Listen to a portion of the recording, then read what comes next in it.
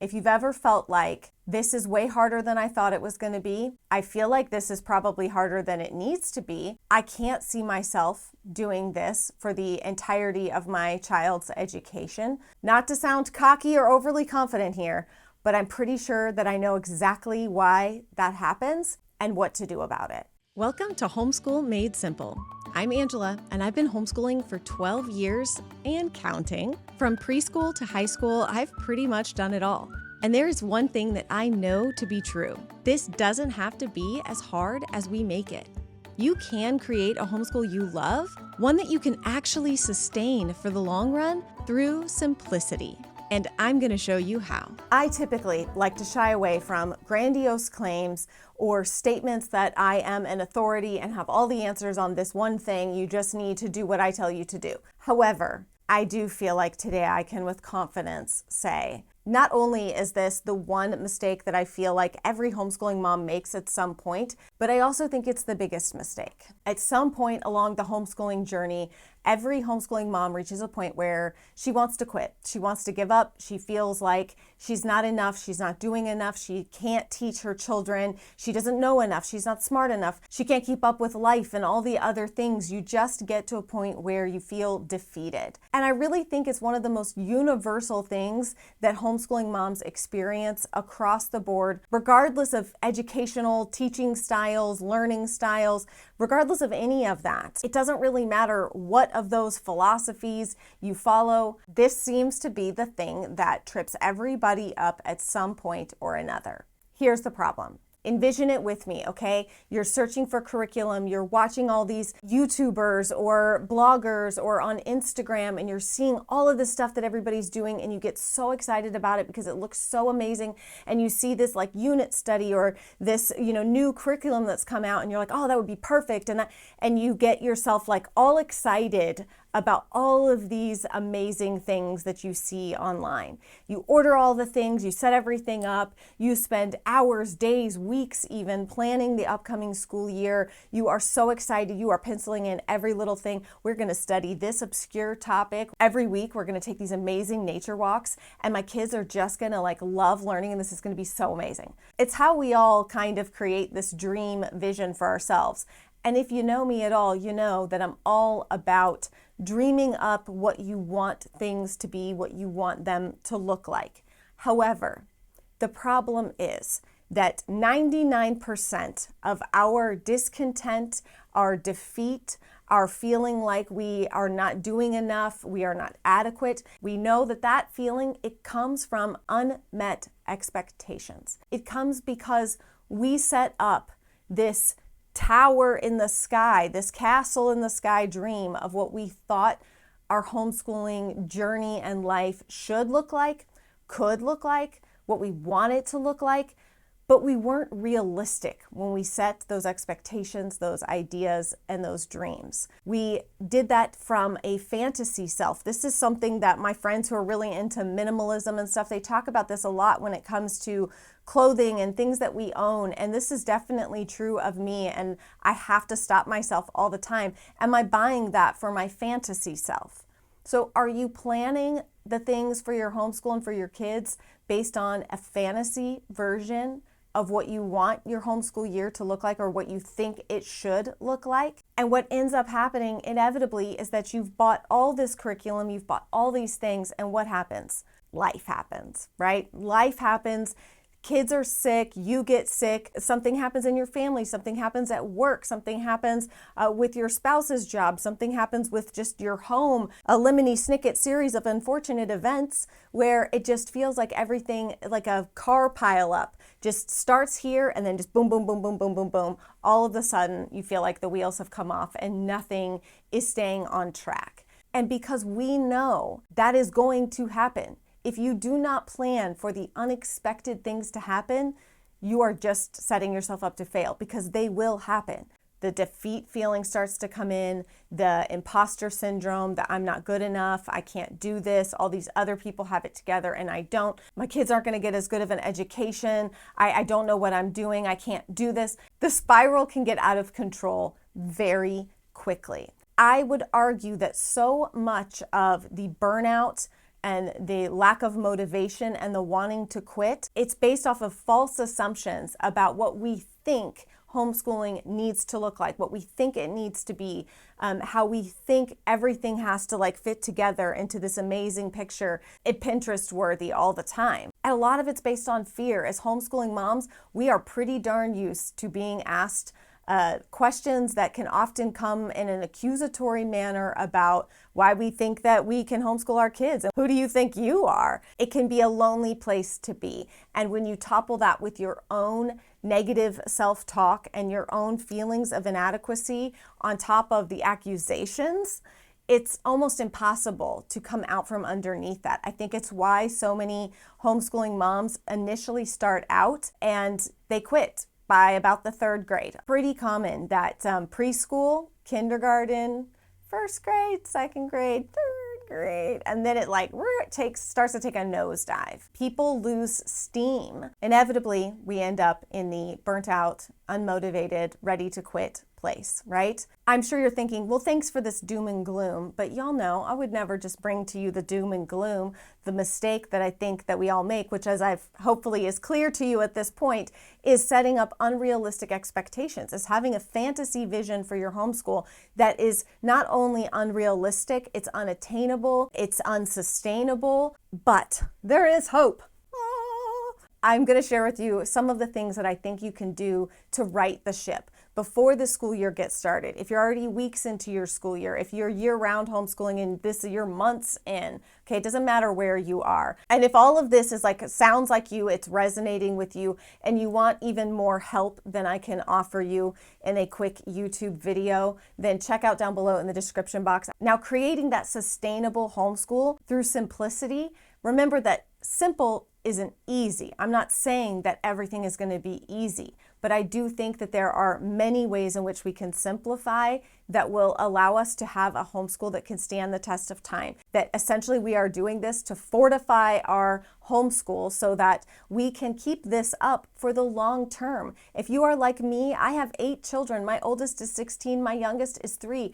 I have lots and lots and lots of years of homeschooling left to do, and I've already been doing it for 11 years. If I don't make my homeschool something that I can sustain, then I am just setting myself up to fail at this. It's really important to me. It's something I've learned over the years through my own mistakes and something that I feel really confident in my ability to help guide other homeschooling moms down this path of simplicity for the sake of sustainability in our homeschools and how we can achieve that while still being really confident about what we are teaching our kids, feeling confident in their education. So the idea is that we want to simplify things in our homeschool, and we want to, in creating a sustainable homeschool, you really kind of need to work backwards. So how can you make things easy so that they can become a habit? You know, really what you want to do is make homeschool and the responsibilities and the requirements habitual in your home for both you and your kids. Whenever we make a new habit or try to create a new habit,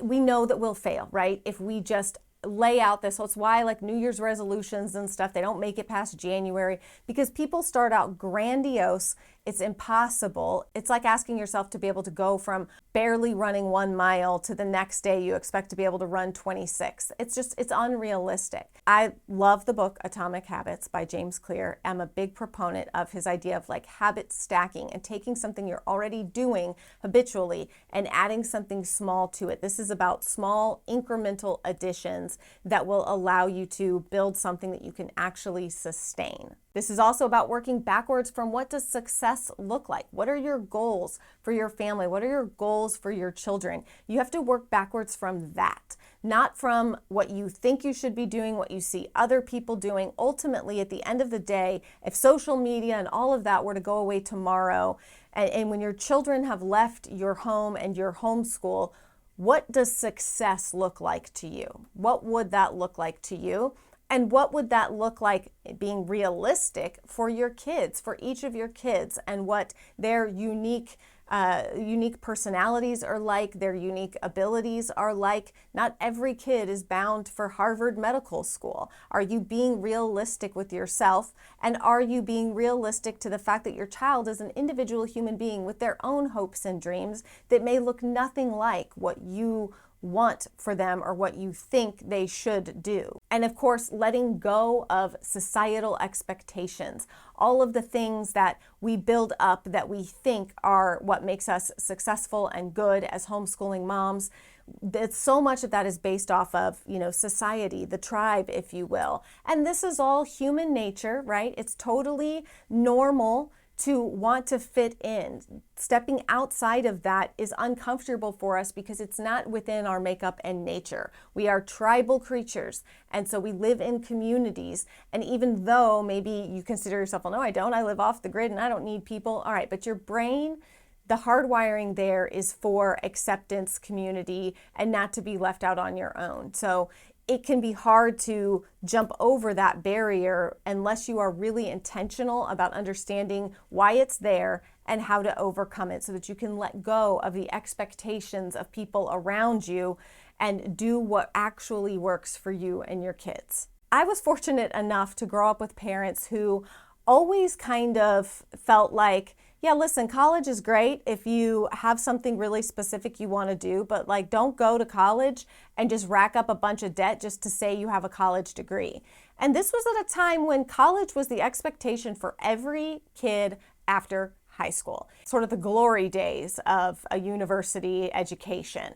I feel as though society as a whole has really shifted and come to understand through some not so fun ways that college is not the be all end all. And we have an entire generation of people who have racked up an ungodly amount of debt that you cannot die your way out of. And it's kind of insane because that degree no longer guarantees you any kind of a realistic job that pays well and a life. What is expected in order to achieve success is very different these days than what it used to be, and it will probably always continue to change. I like to remind my kids and myself even that what I do now for a living didn't exist when I was in high school. This wouldn't have been something I could have even dreamt of or thought of or had as a goal or a vision. With the gig economy that has evolved and changed over time,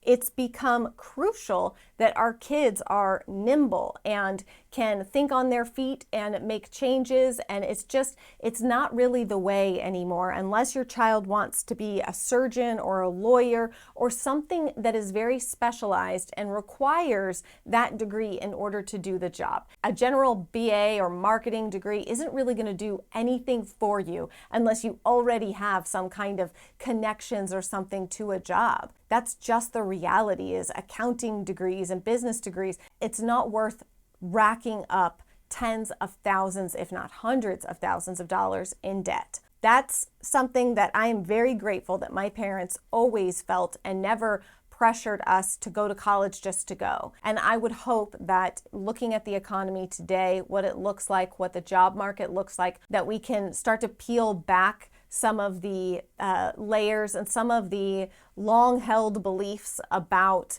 what children need to do educationally. I have a lot of passionate soapboxes I could get on about this because I just think that we are twisting ourselves into knots and making life much harder for our kids than it needs to be, and quite frankly, sucking the joy out of being a kid and life for our kids in an effort to climb a educational ladder that's actually a ladder to nowhere. I'm not saying that college is wrong or bad or any of that. Like I said, I think there are absolutely kids for whom going on to get a degree, going on to university is the right thing. I have a little sister who's getting her PhD right now. She was a triple major in undergrad. She went to graduate school and now she's getting her PhD. No problem with upper level education, but it's not right for everybody. Once we can work backwards from our very realistic expectations for our kids, that's what I'm talking about. When I say work backwards, I want you to go all the way to that point in your mind and work backwards from there.